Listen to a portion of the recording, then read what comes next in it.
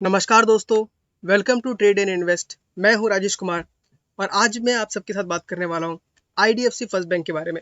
जी हाँ दोस्तों, इस स्टॉक के ऊपर मैंने बहुत सारा वीडियो रिसेंटली पास्ट में बना के रखा हुआ है और आपको पता होगा कि मैं इस स्टॉक पे बहुत ज़्यादा बुलिश हूँ और मेरे पोर्टफोलियो में ये स्टॉक बहुत ज़्यादा क्वांटिटी में लगा के रखा हुआ है। और अभी से नहीं, इस स्टॉक को मैं लगभग जब वो 18-20 रुपीज़ का था तब से मैं उसको ट्रैक कर रहा हूँ और मेरा एवरेज जो प्राइस अभी फिलहाल 40 रुपीज़ का है। तो आप देख सकते हैं कि मेरा जो एवरेज प्राइस से मेरा ऑलमोस्ट पैसा डबल हो चुका है। लेकिन अभी यहाँ पे स्टॉक में अभी और ज़्यादा ग्रोथ होने का चांसेस है क्योंकि दो बहुत बड़े गुड न्यूज़ निकल के आ रहे हैं। तो सबसे पहला गुड न्यूज़ मैं आपको दिखाता हूँ जो बहुत लंबे टाइम से रुका हुआ था, आईडीएफसी और आईडीसी फर्स्ट बैंक का मर्जर के बारे में।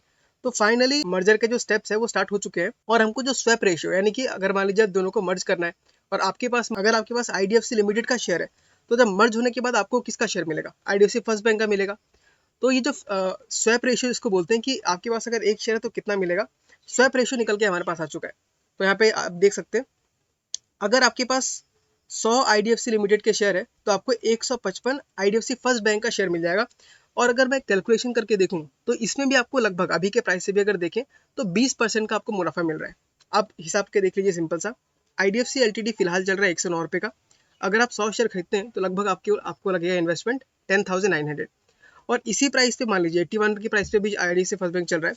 अगर 81 के प्राइस पे आपको अगर 155 शेयर मिल गए तो आपके पास लगभग 12,500 रुपये कुछ आ जाएगी।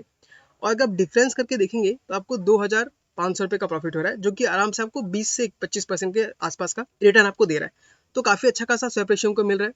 और इस रेशियो में फ़ायदा दोनों को ही है, आईडीएफसी लिमिटेड को भी है क्योंकि उनके जो इन्वेस्टर्स हैं उनको कुछ 50 स्टॉक एक्स्ट्रा मिल रहे हैं। और आईडीएफसी फर्स्ट को फ़ायदा ये है कि उसका जो बुक वैल्यू है वो लगभग 4% से बढ़ जाएगा। तो अभी इसका बुक वैल्यू लगभग 40 के आसपास है और जब 5% से बढ़ जाएगा तो इसका लगभग 42 हो जाएगा। तो देखिए, हम तो दोनों को फायदा हो रहा है इसमें, आईडीएफसी फर्स्ट बैंक को भी हो रहा है और आईडीएफसी एलटीडी की भी हो रहा है। तो इस मर्जर का फायदा अगर हमको उठाना है तो हम सिंपली क्या कर सकते हैं, हम लोग अगर कुछ पैसा हमारे पास एक्स्ट्रा है तो आईडीएफसी एलटीडी के हम लोग 100 शेयर या 100 के मल्टीपल्स में ले लीजिए। और जब मर्जर कंप्लीट हो जाएगा तो उसी के बदले में आपको 150 शेयर मिल जाएगा हर 100 आईडीएफसी एलटीडी के शेयर के लिए। तो आपको यहाँ 20% मान लीजिए आपको गारंटीड मिल रहा है, बस आपको थोड़ा टाइम रुकना पड़ेगा। तो मैं तो लगभग 100 शेयर के आसपास खरीदने वाला हूँ, देखता हूँ आज या फिर कल मैं खरीद लूंगा। और खरीदने के बाद मैं स्क्रीनशॉट भी शेयर कर दूंगा। अगर आप अपडेट रहना चाहते हैं तो चैनल को सब्सक्राइब कर दीजिए क्योंकि मैं जो भी छोटा मोटा अपडेट होता है वो कम्युनिटी पोस्ट में वीडियो बना के कंटिन्यूसली उसमें डालते ही रहता हूँ। तो ये तो पहला गुड न्यूज़ हो गया जो कि है आईडीएफसी फर्स्ट बैंक का और आईडीएफसी एलटीडी के मर्जर का। अगर मर्जर हो जाएगा तो कंपनी बहुत बड़ी बन जाएगी, बहुत अच्छा खासा कैपिटल भी आ जाएगा और जो शेयर होल्डिंग पैटर्न है वो भी काफ़ी स्टेबल हो जाएगा। अभी अगर आप देखें तो रिटेलर्स के पास काफ़ी ज़्यादा है, लेकिन धीरे धीरे क्या हो जाएगा, सब स्टेबल हो जाएगा। तो पहला गुड न्यूज़ तो हो गया। अब दूसरा गुड न्यूज़ जो है वो ये है कि आईडीएफसी फर्स्ट बैंक जो है वो एमएससीआई इंडिया स्टैंडर्ड इंडेक्स में ऐड हो सकता है।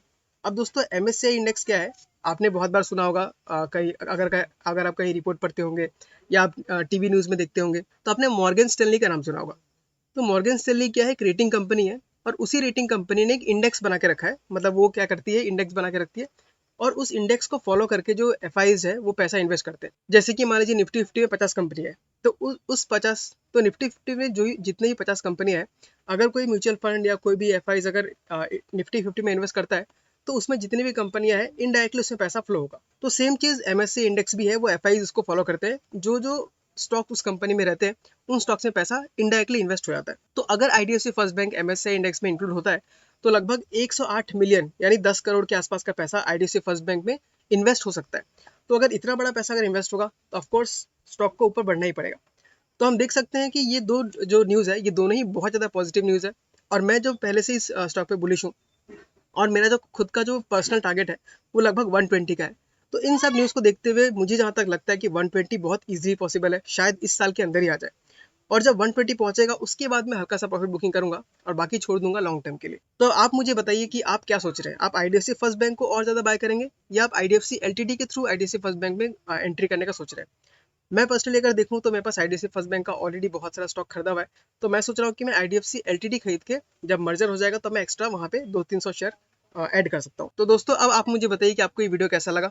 अगर आपको अच्छा लगा तो वीडियो को लाइक कर दीजिए और हो सके तो इस चैनल को सब्सक्राइब भी कर दीजिए क्योंकि टाइम टू टाइम मैं ऐसे वीडियोस लाते रहता हूँ जिससे आपका ही फायदा हो सके। साथ ही साथ आपका अगर किसी स्टॉक पे कुछ डाउट है या उसके बारे में आप कुछ जानकारी चाहना चाहते हैं तो कमेंट करके बताइए। मुझसे जितना हो सकेगा मैं उसके बारे में सर्च करूंगा, इन्फॉर्मेशन निकालूंगा और आपके साथ शेयर कर दूंगा। ठीक है दोस्तों, आज के लिए बस इतना ही। मिलते हैं किसी अगले वीडियो में किसी अगले स्टॉक के साथ। तब तक के लिए tata, bye bye, take care.